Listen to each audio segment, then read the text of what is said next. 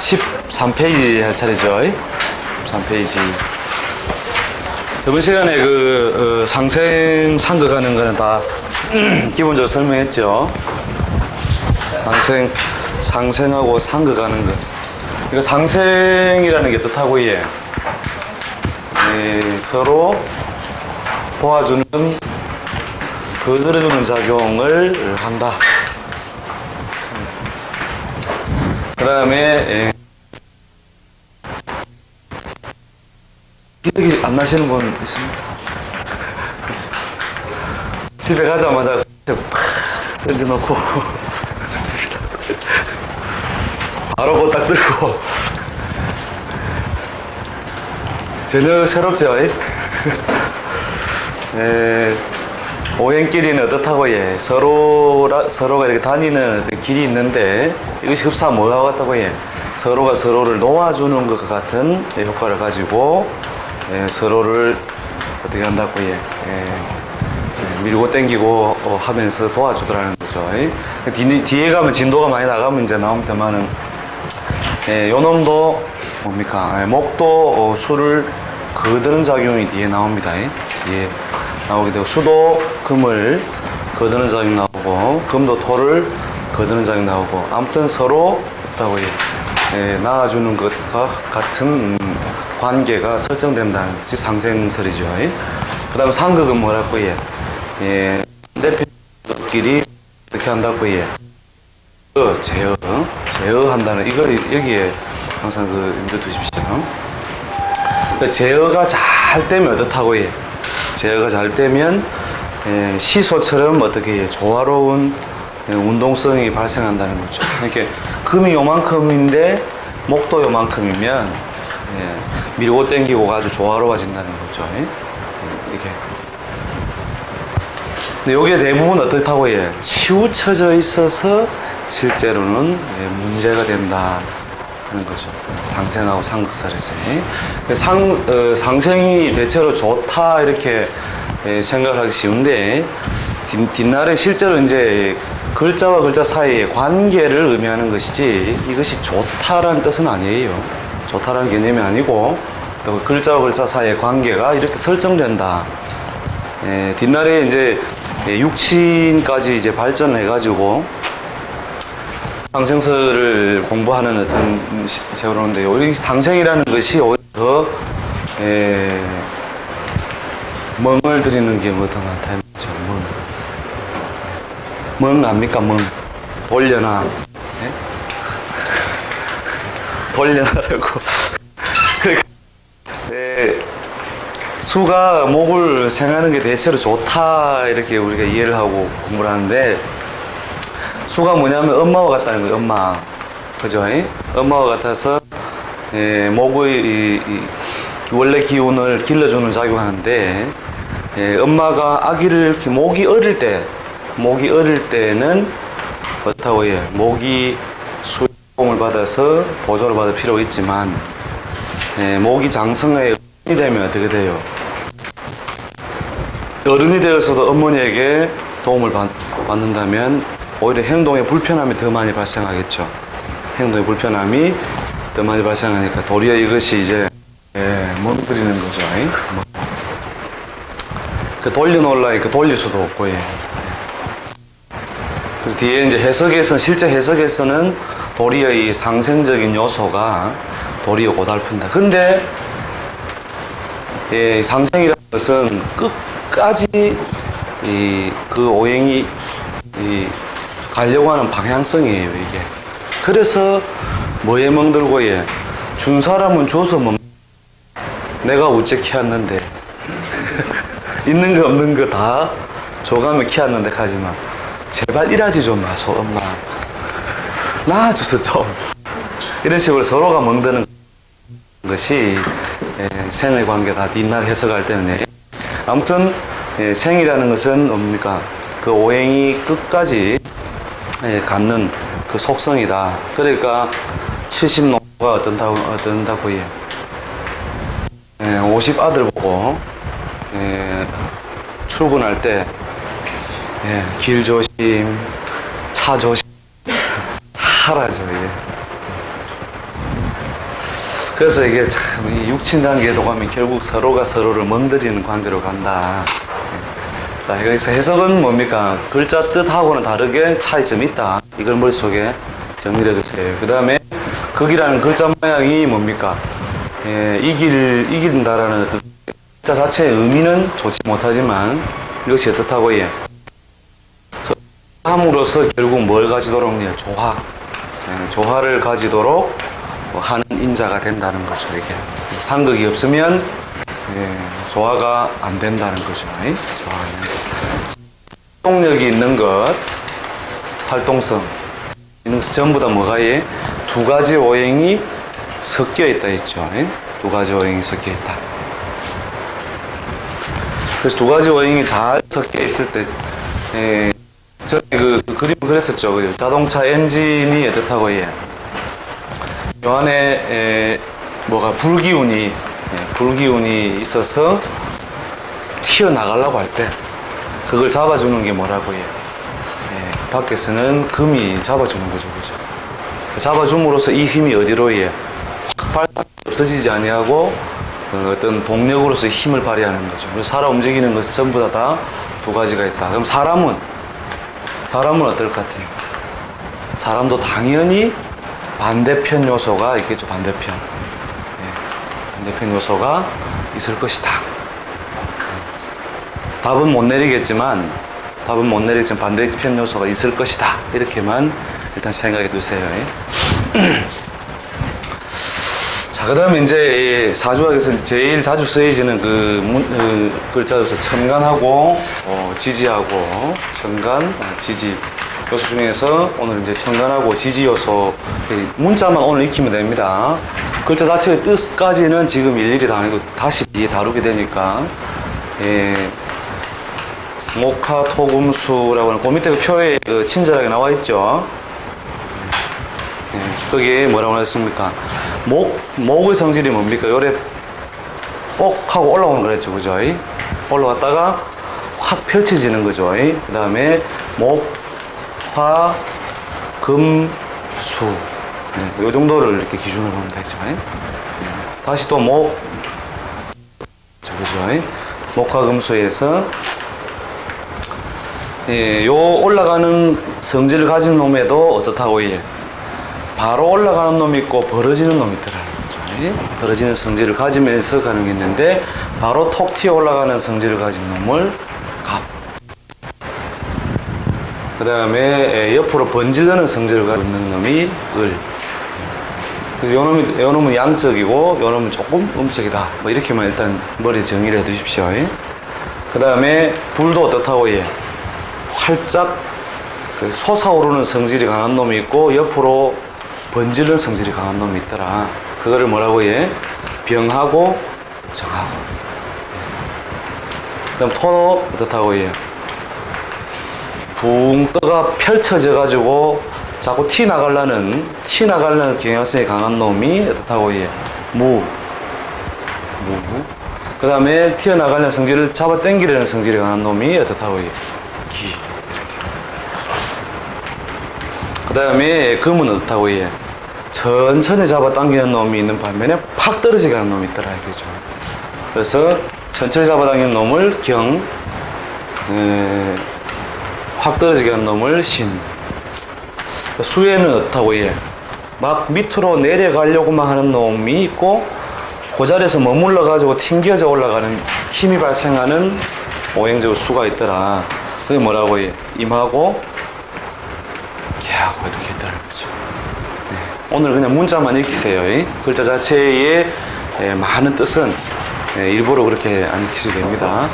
갑을 있고 병정 있고 무기 있고 경신 있고 임계 있더라.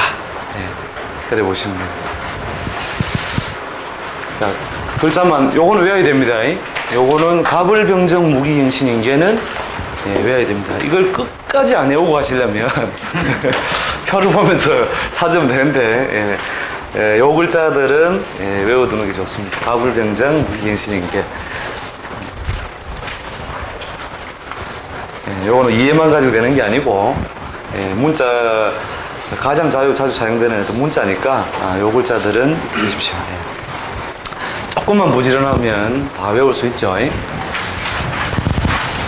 자, 그래서 이제 어떻게 이제 오행적 요소하고 음양적 요소를 어떻게 하니까 서로 조합을 해가지고 보니까 5개, 2개 이렇게 해서 5 곱하기 2는 10. 그러니까 10가지 성질로 어떻게 되더라고 대표되더라. 하늘에 오르내리는 기운이 어떻게 10가지로 그래서 10천간이죠, 그죠? 천간은 10개, 10개의 천간 이렇게 이해됐습니다. 그래서 하늘에 기운을 뭐라고 해요? 천간. 근데 그게 몇 개라고 해요? 10개. 글자 자체의 의미는 다시 다루니까 오늘은 그냥 수로로서의 문자를 익힌다 이렇게 생각하시고 하면 됩니다. 그 다음에 그 다음 페이지 넘어가가지고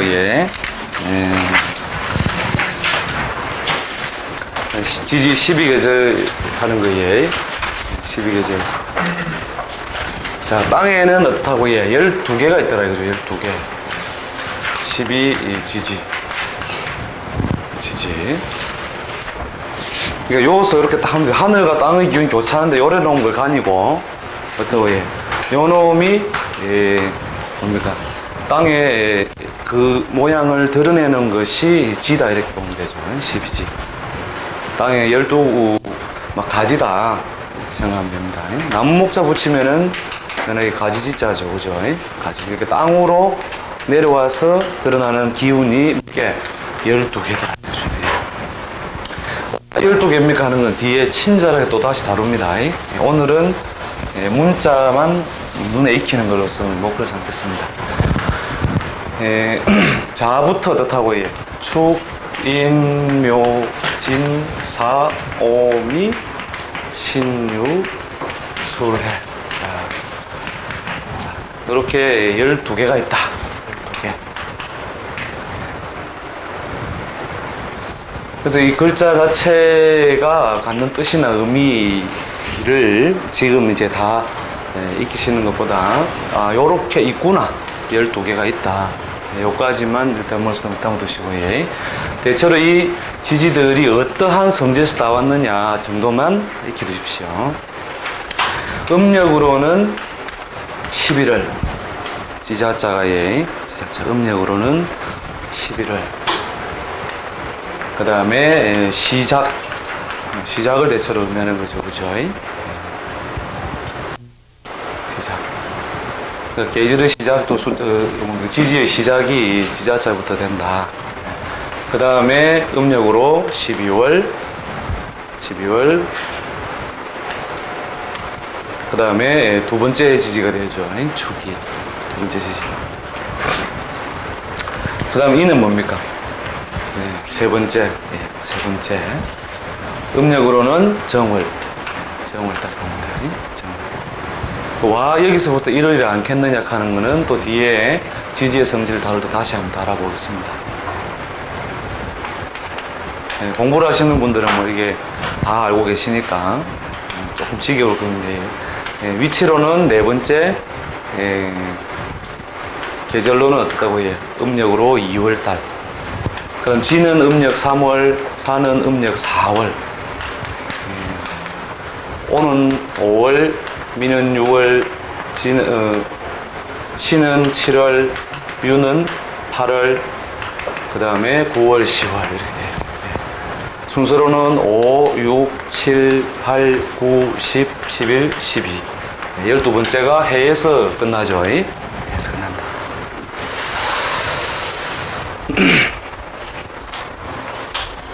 그 뒤에 이제 그 오행적 요소를 이제 청구하기가 육친내하고 연결할 때는 그 부분에서 다시 요 놈은 수에 속하고 요 놈은 토에 속하고 오행적으로 쪼개는 걸 하겠습니다. 여기서 이렇게 받을 거는 요것만 정도 머리 두시고, 찌자작하면 뭘 떠올리라고 해요?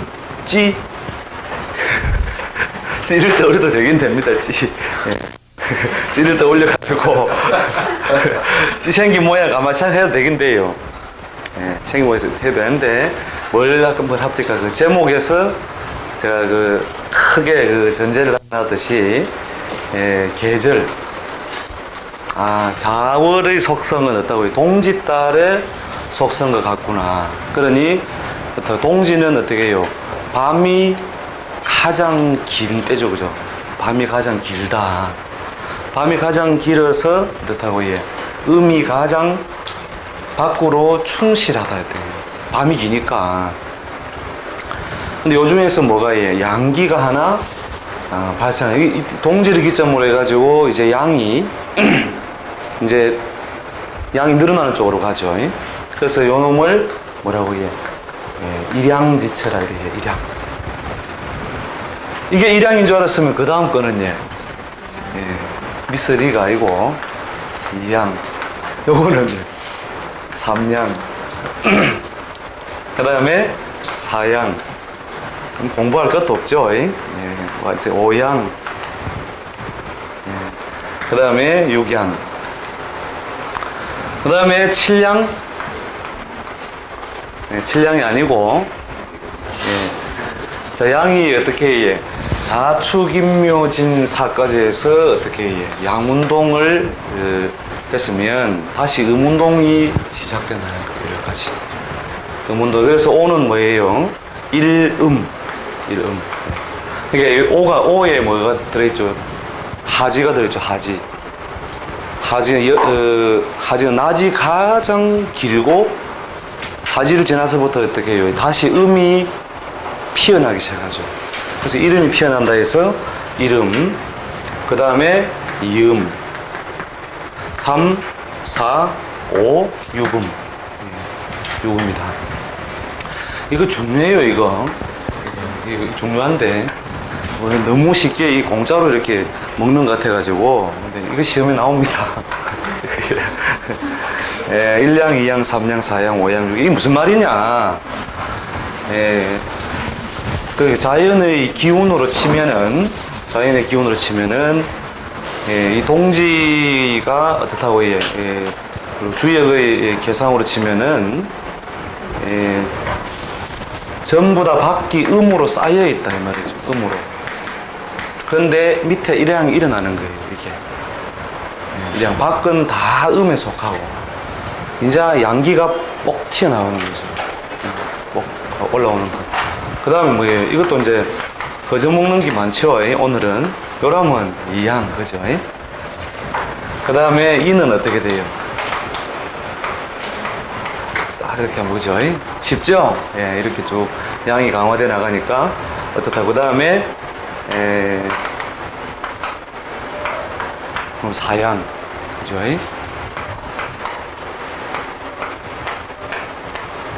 오양. 그 다음에 육양.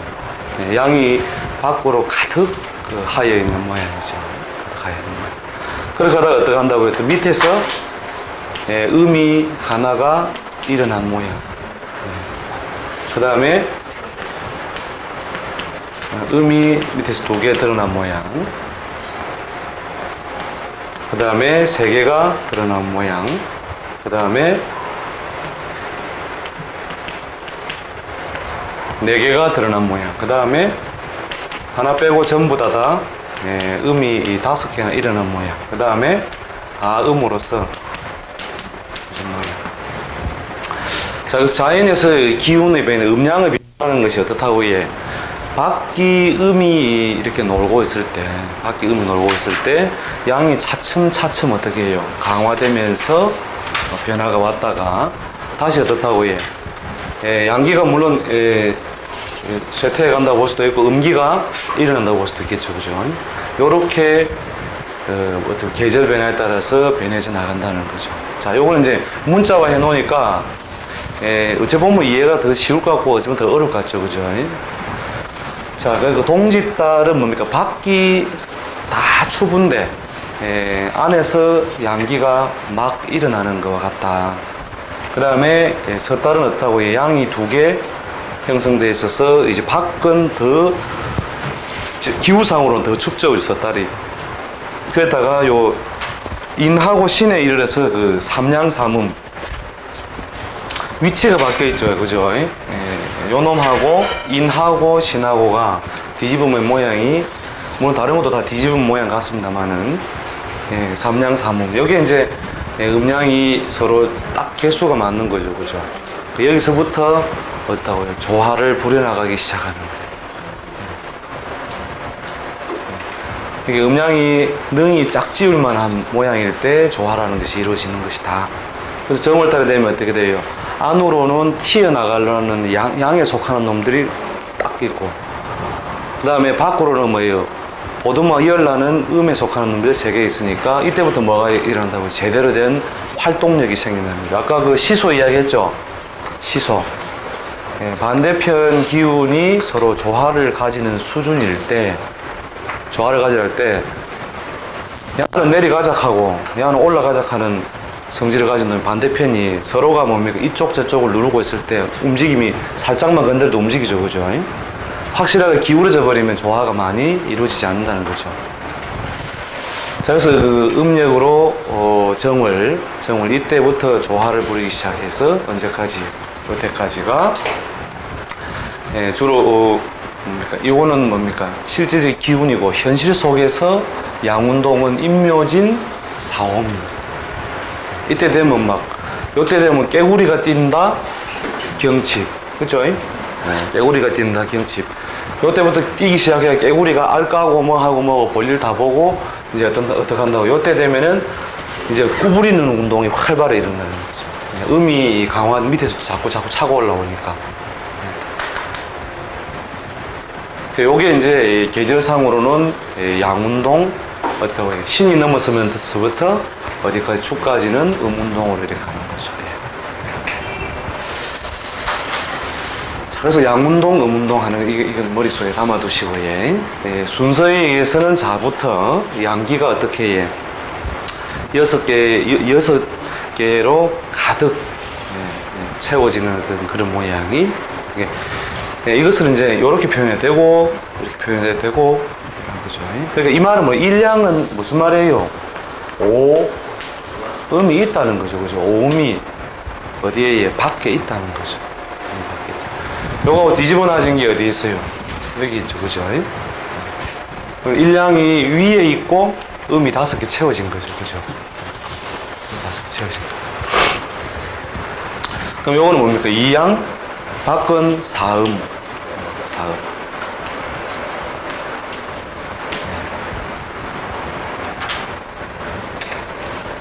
그래서 요 부분은 막 그냥 이해를 돕기 위해서 제가 그 계상에 있는 거를 따와가 도표한 것이니까 이 부분은 머릿속에 이렇게 뭐 이해를 돕기 위해서 두고 요거는 암기를 해두는 게 좋습니다.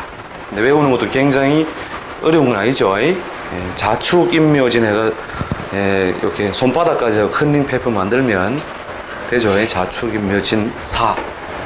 그 다음에 오미신유술에 이라면 일양, 이양, 삼양, 사양, 오양, 육양. 요게 어디 쓰이느냐? 쓰이느냐는 것은 이제 뒷날 사주를 해석해 나갈 때 이 자의 성질을 빨리 파악을 하려면 이걸 머릿속에 했던 거죠. 일양의지차다. 그래서 밖으로는 음이 가득한데 안에서 양이 일어나는 것이다. 그 다음에 어떻게 양이 2개 일어나는 것이다. 3개 일어난 것이다. 4개 일어난 것이다. 자, 그 다음에 뒤에 육신에 적용할 때 그 자체의 오행을 다루게 될 건데, 자하고 해하고가 뒤에 이제 양운동, 음운동 속에서 이제 수에 속하는데, 자가 수에 오행적으로 수에 속하고 뭐 된다고요? 양에 속한다. 수에 속한다. 지금 표시를 해도 좋고 안 해도 좋습니다. 뒤에 한 번 더 모으면 되니까요. 축은 뭐에 속한다고요? 토에 속하고 음에 속한다. 그러니까 양 순서에 의해서